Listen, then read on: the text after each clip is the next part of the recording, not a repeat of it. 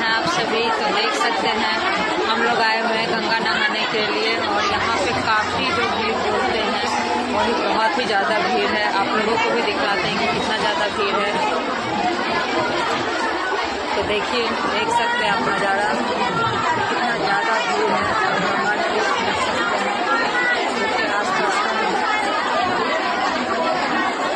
कितना ज़्यादा भीड़ मर रहा है चारों तरफ से। क्योंकि छठ पर्व है, छठ पर्व में सभी लोग गंगा नहाने आते हैं। देखिए कितना ज़्यादा भीड़ है।